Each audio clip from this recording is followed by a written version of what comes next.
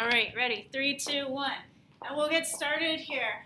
First of all, my apologies for a little bit of the awkwardness in not being able to meet face to face and actually talk about the class together.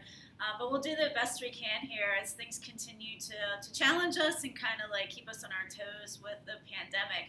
My name is Jennifer Wagner, and I am either your son or daughter's 9th grade or 10th grade English teacher. I have 3 different preps for semester. I teach 9th grade college prep English, 9th grade general English, and I teach 10th grade American Lit also. I do definitely like the younger grades a little bit more than 11th and 12th grade. I think I've just found my niche. When I first started teaching, I taught actually over at the middle school for 6 years, and I thoroughly enjoyed that. I taught 7th and 8th grade over there, and I really enjoyed that. But then it became time for a little bit of a change, just for a professional challenge of having more opportunities for different courses that I could teach. I found it over at the middle school, once you taught 8th grade, you were pigeonholed into 8th grade, where I came over here and I've taught some 11th grade, I've taught 9th and 10th, and I actually wrote my own course a few years ago. It was called Communication Through Music, and it was all about looking at song lyrics as poetic elements and different aspects that related to English class. It was an awesome class, but over the years, due to budget cuts and different changes, the course is unavailable. But that was one of the opportunities I really liked when I came to the high school, being able to create my own curriculum a little bit and have it approved and have some different courses I could teach instead of the same thing all the time. I tend to get bored easily. I think that makes me a good teacher, though, because it's easy for me to put myself in my students' shoes and think about how can I keep them interested. And I think, not to toot my own horn, but one of my strengths as a teacher actually is varying the pace, especially in a block. And I really like teaching in the block. I can't imagine going back to teaching 30, 40 minutes at the middle school. But I think I'm pretty good at varying the pace. We'll do this activity, then we'll move on to that, we'll move on to that. But at the same time, we have routines that the kids get used to, that it makes those changes in the pace just very adaptable for the kids, and things tend to run smoothly in class. A little bit about me too. I told you, I started off teaching at the middle school for a while. I grew up in Lancaster County. I went to Penn Manor High School. I actually lived in southern Lancaster County, about as far south as you can get, pretty close to York County, Maryland borderline. And then I went to Millersville College. I didn't go far at all from home. I have 2 older sisters, and I was the first sibling, the first child in the family to go to college. So going to Millersville was a pretty big deal. And then I graduated and then got my first teaching job in Baltimore County, Maryland, which didn't last all that long. I moved down there, and I think I realized how much I missed home and missed just our good school system in Lancaster County. And I was lucky enough and fortunate enough to get a job at the middle school and came back up fairly shortly after I moved down there. And I've been happily at Cocalico ever since for my entire teaching career. I think we have such a special, good, strong, close-knit community. We have excellent parents, which in turn create excellent students. We have a good staff, good administration. We just work really well together here. And I don't know, I feel I know if you talk to administration, it's probably a little bit different, but I feel we really just do not have discipline problems here. I might have to send a kid to the office for misbehavior once every 2 years or once every 3 years. It's just, we just have good kids, and we just have a good thing, and I do feel fortunate to teach here. Also, a little bit about myself. I am married. I have 2 daughters. They go to Warwick. We live over in that direction. My oldest daughter is in 10th grade, and she's on the volleyball team and lacrosse team, and my youngest daughter hates sports. She's in 7th grade. She likes to be the opposite of her sister. And I don't think to be a good teacher you have to have kids, but I think having kids of my own has really shaped and changed me a little bit as a teacher, just seeing what these kids, especially the kids that are so busy with sports, jobs, work, things at home outside of school, just seeing how busy they are and how they have to manage everything has changed my view of how much of a workload of homework and assignments to give at home. I do think homework and long-term assignments have their place, but I do think they can be well planned so that kids can manage it all better rather than giving a big essay and be like, it's due tomorrow. Like, time is of the essence, and that still gives kids that responsibility to have to plan for, but it helps them to manage things a little bit also. All right, a little bit about the class. I'll talk about 9th grade first, and then if you're 10th grade, you might want to skip ahead, and if you're 9th grade, you might want to shut it off after I talk about the 9th grade, because I'll move on to 10th grade. So first of all, 9th grade. I really like teaching 9th grade because in 9th grade I feel like we do a little bit of everything. It allows me a lot of creativity, which I like. I like bringing creativity into the classroom.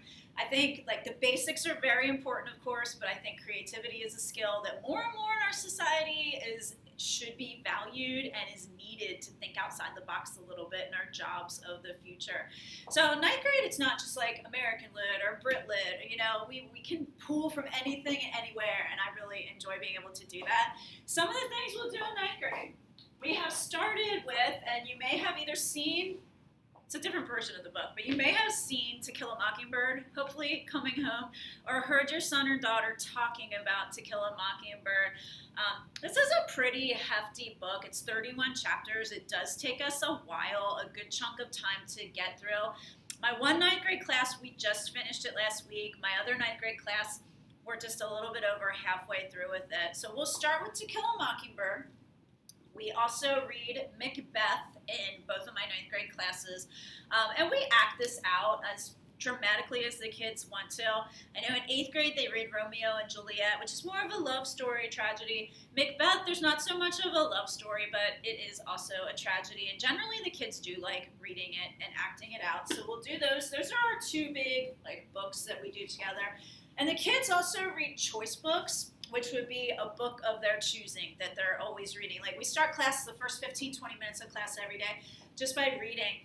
And I think I found over time that my students like reading, but when they go home, reading for pleasure isn't something that they're necessarily going to do or maybe have time to do. So for me, giving them time in class to read their choice books, I think that's to everyone's benefit. And we'll also, of course, look at some nonfiction.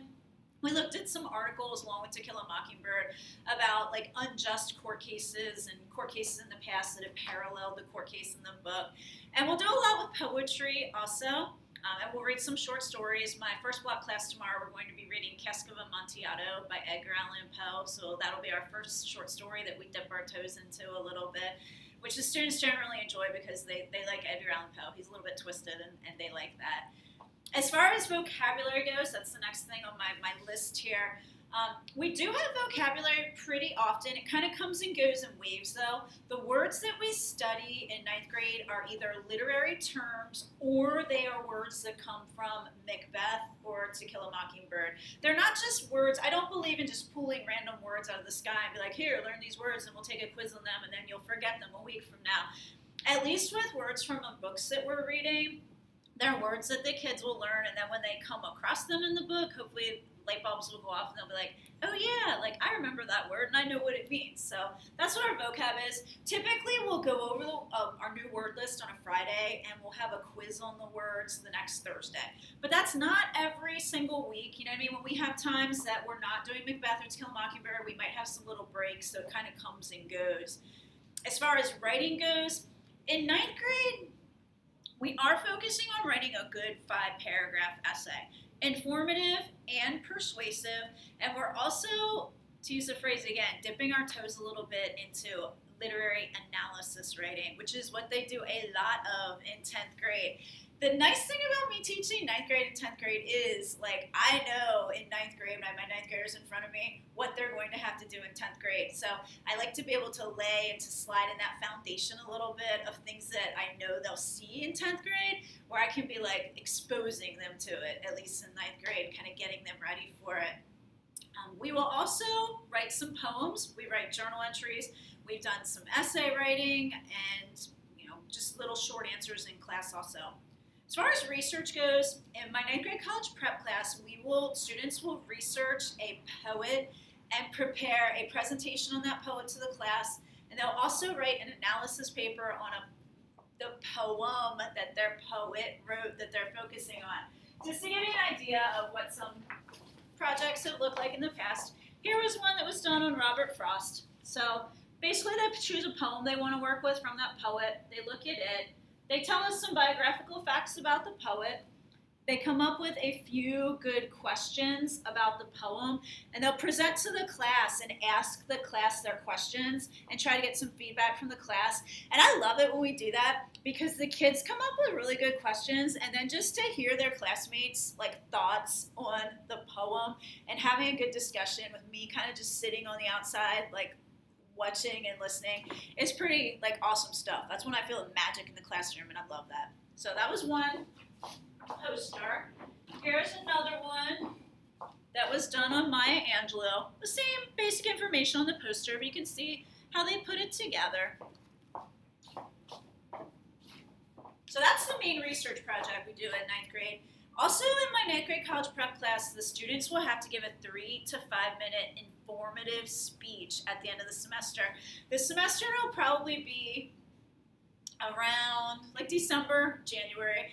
I told the kids when we first started the semester, be thinking about a topic. It can be something you already know a lot about and want to share with the class, or it can be something you want to research and then share with the class. It's not a how-to speech. It's not here's how you make a grilled cheese or anything like that. It's informing us about something. And pretty much anything goes as long as I approve it. The only thing I've ever had to outlaw in the past was students can't give speeches on each other because that's just awkward, kind of weird. Here was one a few years ago where somebody was really interested in nature and they gave their speech on the Carolina wren, which was interesting. Here's another one that was about dreams, and yet another one that was about popcorn. The nice thing about when you give your speech on a food is that one of your visual aids can actually be bringing in the food for all the class to enjoy. So I'm always up for that. I'm always up for having food in the classroom. Moving along. Just some important class policies were for 9th grade, and especially for 9th grade college prep. You can turn in homework late, up to 1 day late for half credit. For major assignments, for all of my classes, it's a letter grade off per day. If it's an assignment of 50 points or more, it's a half-year assignment. If students are absent, all they have to do is message me in Schoology, let me know they're absent. I can send them what the work was for the day. If students miss a test or quiz due to absence, they should just try to make it up within a week. As far as rules go, my rules are they all come back to respect. Have respect for yourself and the way you act around others and how you treat people, and have respect for everyone. Just speak and act respectfully. It goes a long, long way. Number 2 is just be in the room and seated, kind of ready to go when the bell rings. Come to class prepared. I always tell the kids, some days you'll love what we're doing. It'll be fun. The class will go really fast. Some days maybe not so much, but try to have a good positive attitude every day, no matter what. Get the most out of class that you can. And my 4th one is, don't mistake my kindness for weakness. It's a Truman Capote quote, and it sounds really ominous, but I'm a nice person. I'm easy to get along with, but don't push it past that line. You know what I mean? I think everybody has their line of behavior that they view as acceptable. And I say, overall, have a sense of humor, respect, and work ethic, and try to get the most out of class that you can. That's always it. Try to get the most out of it that you can. Consequences for behavior, I try to talk to the student first if I can. Then we have a little conference as to how can we make things better. Then I contact parents, then we contact the office, and then kind of go from there. But hopefully we don't have to worry about that at all. And that's basically my 9th grade class, kind of the curriculum for what we do in there.